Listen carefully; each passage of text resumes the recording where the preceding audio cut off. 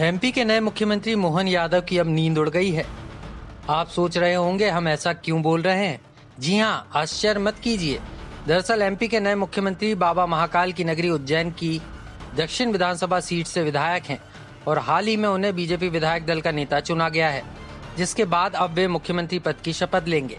लेकिन शपथ लेने के बाद से ही अब वो कभी भी उज्जैन में सो नहीं पाएंगे। उज्जैन में रहने के दौरान उनकी नींद उड़ जाएगी।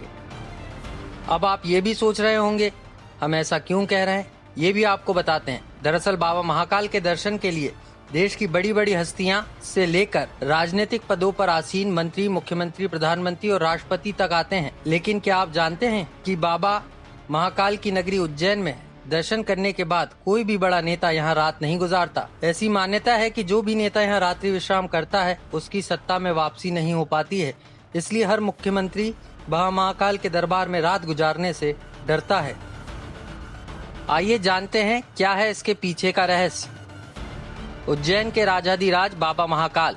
ऐसी मान्यता है कि यहाँ कोई भी मुख्यमंत्री, प्रधानमंत्री और राष्ट्रपति नहीं गुजारते हैं रात। जो भी करता है ये गलती, उनकी कुर्सी चली जाती है, क्योंकि यहाँ के राजा महाकाल हैं। ऐसी मान्यता है कि बाबा महाकाल के दरबार में एक साथ दो राजा नहीं रुक सकते हैं।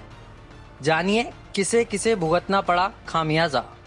ऐसा कहा जाता है कि भारत के चौथे प्रधानमंत्री मोरारजी देसाई एक रात उज्जैन में रुके थे। दूसरे दिन ही उनकी सरकार गिर गई थी। कर्नाटक के मुख्यमंत्री येदियुरप्पा ने भी उज्जैन में रात्रि विश्राम किया था, जिसके 20 दिन बाद उन्हें अपने पद से त्यागपत्र देना पड़ा था। ऐसे में अब तो आप समझ ही गए होंगे कि एमपी के नए सीएम को उज्जैन छोड़ना होगा, क्योंकि जब वे आराम के लिए घर जाएंगे तो सो नहीं पाएंगे। ऐसे में उन्हें उज्जैन से शिफ्ट होना ही होगा, नहीं तो जागते रहना होगा, क्योंकि बाबा महाकाल की नगरी का एक ही राजा है, वो है स्वयंभू कालों के काल बाबा महाकाल। लोकमत के लिए भोपाल से आकाश सेन की रिपोर्ट।